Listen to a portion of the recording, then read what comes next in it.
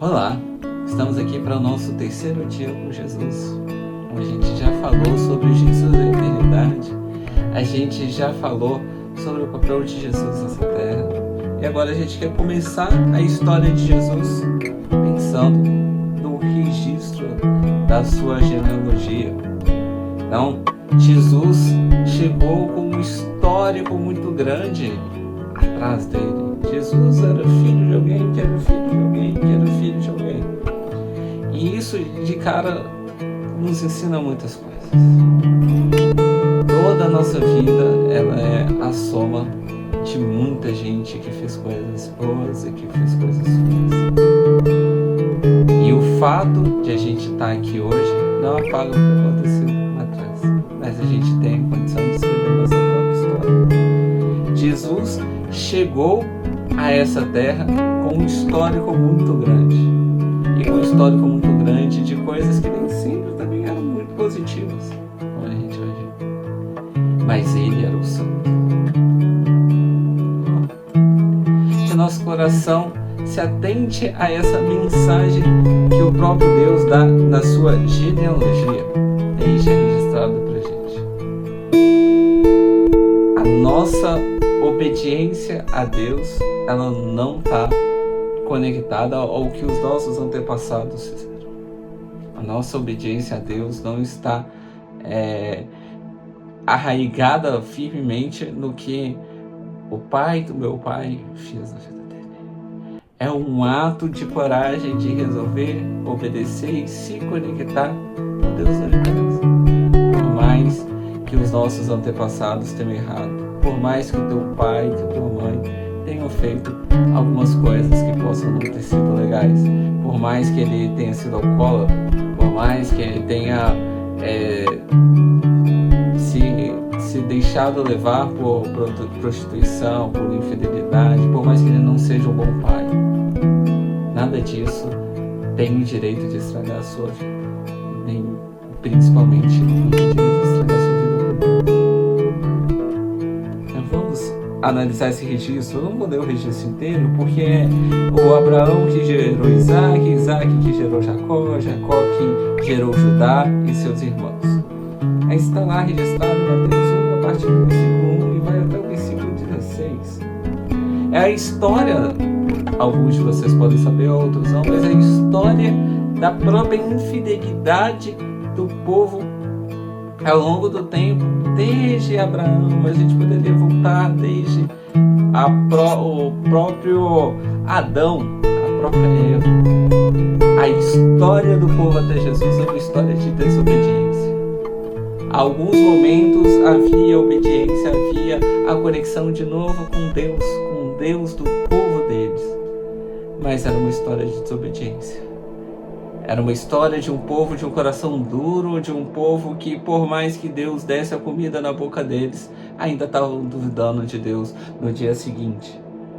Então Jesus vem justamente para corrigir esses erros que começam com Adão, que começam com Eva, de acreditar que havia algo melhor do que o próprio Deus, para ser desfrutado, para ser conhecido. Poderiam ser uma árvore, poderia ser os deuses de outras regiões, poderiam ser as leis de outras regiões. E Jesus vem, e essa genealogia vem para justamente dizer para a gente: a imperfeição reinou até aqui. A gente começa já com Judá e seus irmãos. Jacó gerou Judá e seus irmãos. O irmão mais famoso, o filho mais famoso de Jacó era José. Mas aqui o destaque é para Judá. A raiz de Judá, que depois vai estar conectado com o próprio Davi. Mas os irmãos de José fizeram arapucas. Os irmãos de José fizeram com que ele fosse vendido, ele ficasse em condições muito precárias de vida, e mesmo assim ele conseguiu dar a volta por cima. Mas o ponto aqui principal não foi José o Senhor. Poderia ter sido, por ser exemplo de fé, por ser exemplo de quem levou o serviço de Deus a sério mesmo nos piores momentos possíveis. mas não foi. Aí o escolhido foi Judá. E por N motivos, mas o que a gente precisa entender aqui é que nem sempre Deus está preocupado apenas em preservar a história daqueles que foram os maiorais. Às vezes Deus está querendo mostrar justamente, Ele veio da raiz do pecado, Ele veio da raiz de decisões ruins, mas Ele não se deteve a isso.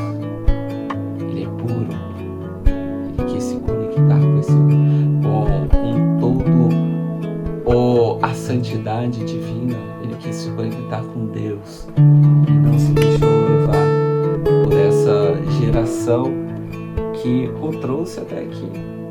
A geração era imperfeita, a geração era pecaminosa, mas Jesus nunca foi imperfeito, Jesus nunca foi contaminado por isso. E depois a gente tem a citação de Pérez e Zerá, que eles foram mencionados juntos por serem irmãos.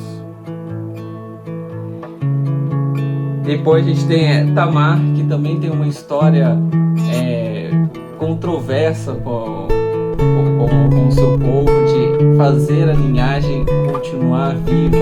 Todos esses casos aqui que a gente relatou, que a gente vai relatar, são casos de que Deus querendo mostrar a imperfeição da sociedade, Deus querendo mostrar que as coisas não são necessariamente como elas deveriam ser. Às vezes a gente julga tudo o que acontece no mundo com os nossos olhos muito perfeitos. Então, se a gente vê que alguém errou na criação do filho, se a gente vê que tem um filho que é um pouco mais desobediente, a esposa talvez não seja aos nossos olhos lá grandes coisas, o marido talvez não seja grandes coisas. Mas Deus mostra muito na genealogia aqui que Ele está muito mais conectado com os corações que de alguma forma quiseram dar a volta por cima, com as pessoas que deram a mínima para a sua genealogia e disseram: não importa quem é meu pai, não importa quem é minha mãe, eu servirei ao Senhor. Por isso que a gente vê no versículo 5 a citação a Raabe, que era uma famosa prostituta cananeia que abrigou espias israelitas. Então o povo queria espiar a terra para ver se eles poderiam ou não naquele momento invadi-la. E essa prostituta, ela ajuda o povo de Deus, mas pede para que ela e a casa dela fossem poupadas. E é isso que acontece. Independentemente dos erros que ela teve até ali, independentemente daquilo que levou ela a estar naquela situação, ela resolve que ela queria estar conectada com o povo de Deus, e por isso que ela é citada.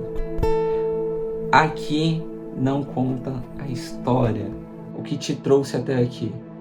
O seu nome será registrado no livro da vida pelas decisões que você tomou em seguir ou não o caminho de Deus, em seguir ou não aquilo que Deus diz, em se conectar principalmente com Deus ou não. Por outro lado, não importa se você é filha de pastor, mulher de pastor, se você é o próprio pastor. Se você não estiver conectado com Deus, seu livro também não está no livro da vida, seu livro não está registrado lá. Observe que coisa grandiosa. As genealogias, elas servem para a gente por um ponto dizer que alguém te trouxe até aqui. E essa história é uma história antiga. Nesse caso, é o cumprimento da promessa feita a Abraão. Uma vez Deus encontrou Abraão e disse que todas as famílias da terra seriam abençoadas nele. E esse é o cumprimento de Jesus. Jesus abençoa e traz toda a linhagem de Abraão. E aí já traz várias outras aplicações legais. Abraão e a sua linhagem, por mais que fossem defeituosas, ela seria premiada por trazer o grande Salvador do universo. Mais uma vez aqui, Deus nunca pediu você precisa ser sem pecado. Ele não quer saber se você já errou em algum momento. Ele quer saber do seu nível de entrega. E Abraão se entregou completamente. Por mais que tivesse falhas, por mais que em determinado momento existisse ausência de fé em algum grau, em tudo que Abraão fez, mas ele se entregou. Ele se entregou. E aqui, depois a gente entra um pouco na própria salvação vinda pelas promessas de Davi. E quando a gente pensa em Davi, há o registro aqui na genealogia sobre a mulher de Urias. Ao registrar mulher de Urias, o próprio Deus faz questão de registrar na genealogia de que a linhagem de Davi nem sempre também foi perfeita. A gente pensa em Davi, a própria Bíblia diz que Davi era um homem segundo o coração de Deus. Mas ele era um homem segundo o coração de Deus que era cheio de falhas, cheio de erros.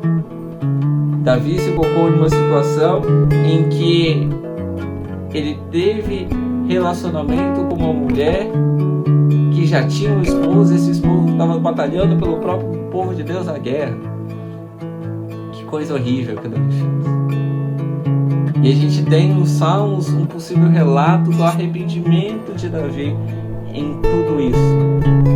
Mas, embora o arrependimento tenha acontecido, embora Deus o tenha perdoado, essa falha continua sendo mencionada muitos séculos depois.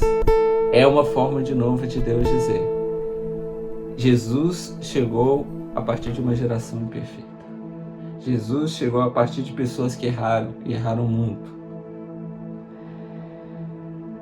Mas, no final das contas, mesmo tendo ido para o exílio babilônico, no versículo 11, mesmo tendo errado e esses erros levado para o povo para o exílio, mesmo tendo voltado depois do exílio e ainda assim continuado errado, o povo não estava próximo de Deus, por isso que Jesus precisa vir com todo o seu discurso de arrependimento. Mesmo tudo isso tendo acontecido, Jesus estava ali. Ele era o puro. Ele era o puro que habitou no meio de pessoas completamente impuras e que teve uma genealogia com pessoas também impuras.